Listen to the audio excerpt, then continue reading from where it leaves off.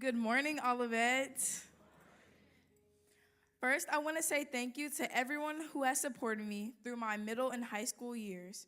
My nana, my papa, my aunts, uncles, parents, brother, Pastor Robinson, Lady Erica, Elder Robbins, and many, many more. For those of you who don't know me, my name is Savannah Davis. I am a recent honors graduate from Whitewater High School.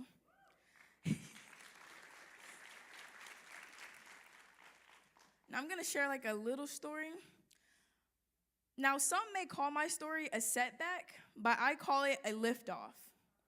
If you had asked me a few years ago what my biggest dream was, I would have told you without hesitation it was to earn a Division I volleyball scholarship, playing for a powerhouse program like the Texas Longhorns or Penn State, and one day help bring home a national championship. But God had other plans for me. For I know the plans I have for you, declares the Lord, plans to prosper you and not to harm you, plans to give you hope and a future. Jeremiah 29:11. One tragic knee injury, one moment, was all it took, and suddenly everything I thought I knew about my future was abruptly grounded, and the mission was aborted.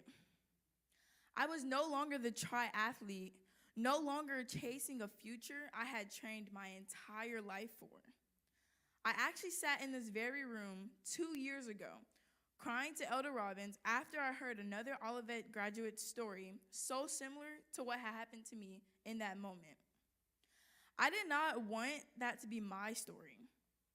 What was God trying to tell me? At first, I was devastated. I felt lost, confused, and honestly afraid. I didn't know who I was without my sports, not to mention the financial and time investment that my parents put into me. But in that season of pain and uncertainty, I wasn't alone. My dad was there every step of the way. He led by example, showing me about true leadership isn't about controlling outcomes. It's about staying consistent and steady in the storm, which is what I see him endure dealing with me, my mom, and my brother every day.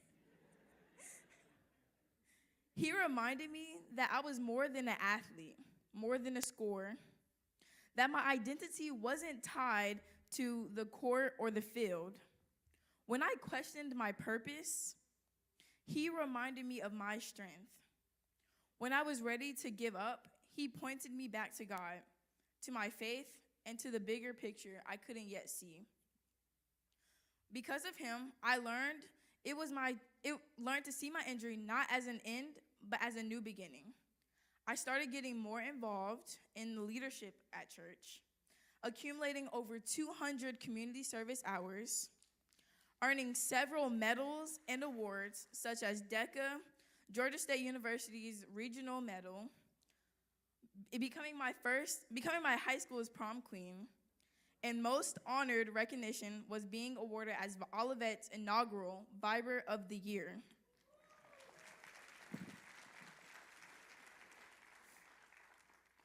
During these moments, a new mission was born, one launched in advocacy, leadership, and legacy for the future. I am grateful for God's grace. I know that the absence of year-round sports was the reason I was able to remain steadfast in my accomplishments.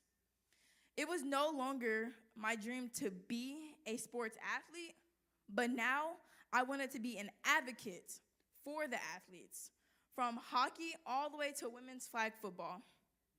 My next stop is Jacksonville State University in the fall, on a mission to become a sports and entertainment lawyer.